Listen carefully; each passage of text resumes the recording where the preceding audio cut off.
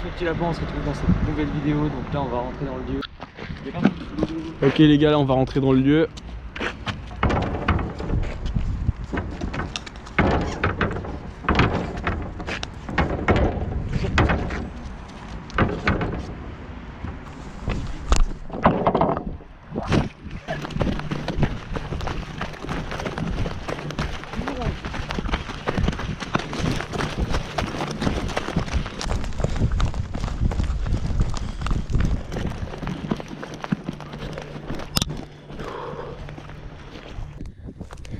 On fonce directement dans le hangar.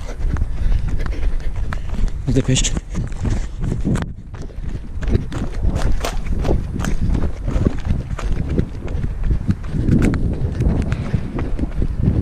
Par contre il y a beaucoup de bruit.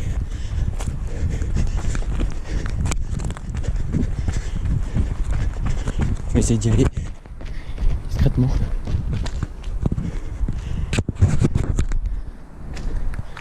Parce que je sais pas si vous entendez, mais il y a vraiment des bruits chelous. Là on va rentrer par là.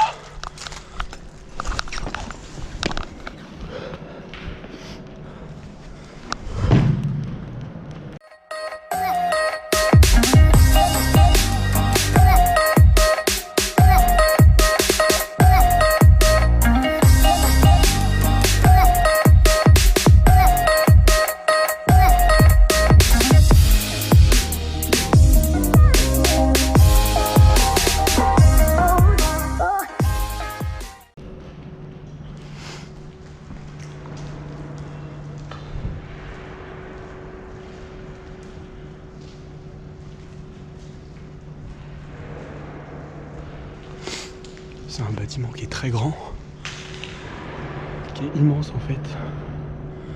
Il s'étale sur 3 niveaux.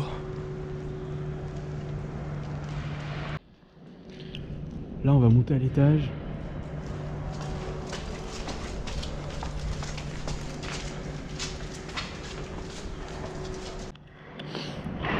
Là on est au premier étage de ce bâtiment qui est super grand. On vient de rencontrer des gars qui faisaient du skate, donc c'est bon, il n'y a pas de problème.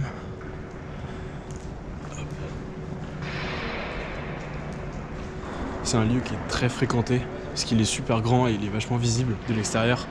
Du coup, il y a énormément de monde qui connaît cet endroit.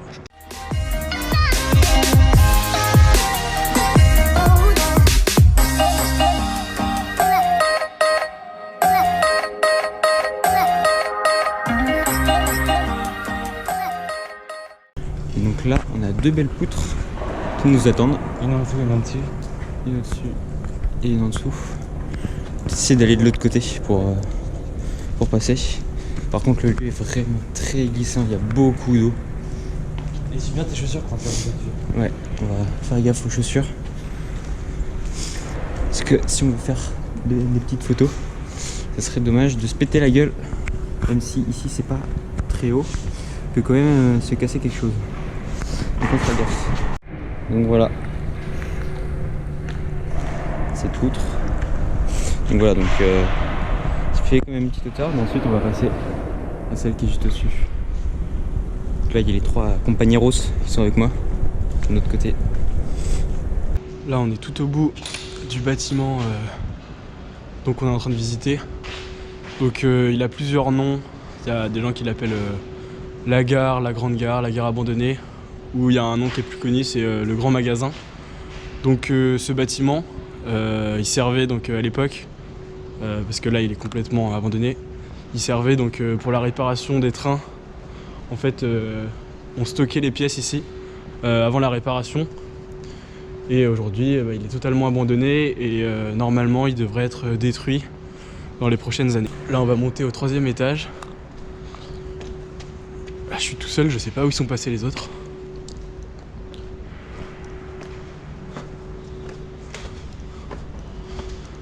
Ils sont là-bas. Voilà, donc c'est pas très différent des étages inférieurs. À la seule différence que ici c'est beaucoup plus sec. Et surtout, on voit ces grandes ouvertures, ces grandes fenêtres qui qui sont là disposés un peu partout et qui donnent vraiment au bâtiment, je trouve, un style qui est extrêmement stylé. On voit que ça a été tagué par l'extérieur. On va essayer de monter sur le toit juste après. Donc on est avec notre abonné qui a gagné le concours sur notre chaîne Insta, Urbex de Folie. Et donc nous sommes avec Guillaume qui a gagné le concours. Donc son Insta il s'affiche juste ici. Vous pouvez aller le retrouver aussi dans le lien dans la description. Donc là on va monter sur le toit. Ils ont coupé l'échelle. Les gars, du coup, il n'y avait pas d'échelle pour monter sur le toit. Du coup, on va essayer de trouver un nouvel accès pour faire des plans sur le toit. Ce qui est bien sur ce bâtiment, c'est que les toits sont ultra stylés. On peut faire des photos et tout. C'est plutôt pas mal. Là on va redescendre au premier étage parce que on peut pas monter par l'endroit habituel sur le toit.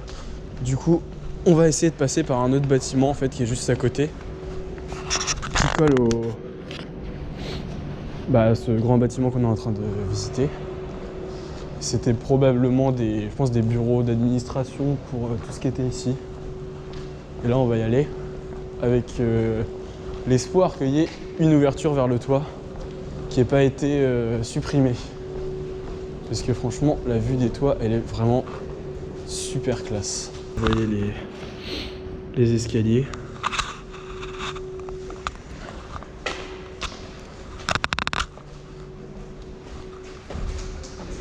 Voilà, donc ça ressemble à ça. Donc là, on a des grandes salles comme ça, avec un parquet. Donc là, vous avez l'accès sur les rails, les anciennes rails. On ira probablement tout à l'heure. Et ouais, ça devait probablement servir de bureau, tout ça. On voit bien là les différents bureaux qui pouvaient être installés là.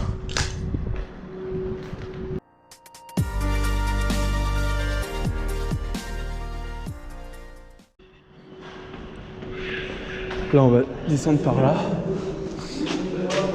avec encore des bureaux qui sont là.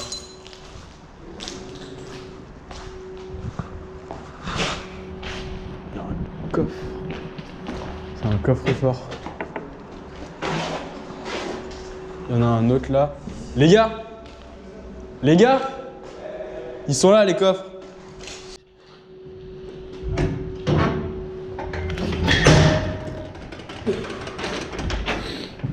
Voilà, là vous avez un ancien coffre-fort de la SNCF.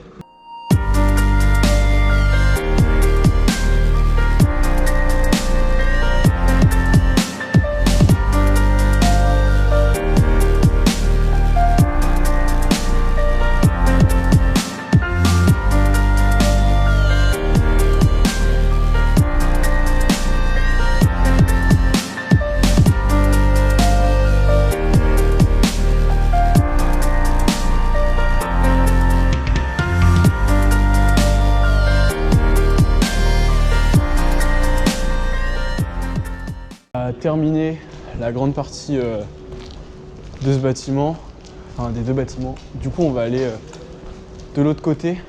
Il y a un autre hangar qui est super grand aussi, qu'on va aller visiter. Voilà, entre les deux, vous pouvez voir qu'il y a une zone de chargement donc, qui servait à vider et à charger les trains.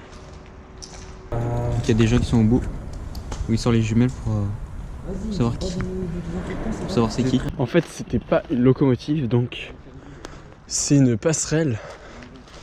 Donc là, vous voyez, en fait, ils faisaient passer le train là-dessus. Et grâce à cette plateforme du coup qui était mobile, ils pouvaient choisir d'emmener le train depuis le hangar soit sur la voie de droite, soit sur la voie de gauche. Donc en fait, c'était pour déplacer un train d'une voie à l'autre. Là, on rentre dans la machine. Donc, avec ici toutes les commandes. Là, on voit le casier, je sais pas du tout à quoi ça servait. Avec là la manette pour activer le dispositif, le moteur. les boutons. Franchement, c'est hyper stylé.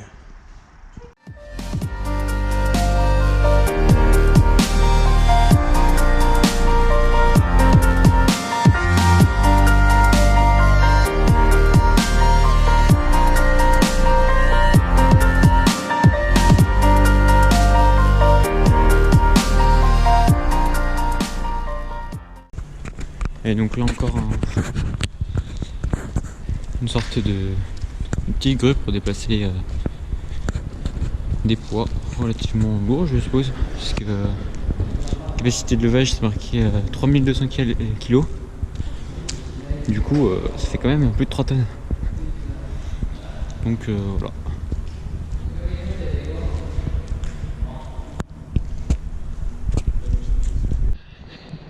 Merci à vous d'avoir regardé cette vidéo. Je vous dis à très bientôt pour un nouvel Urbex. Ciao!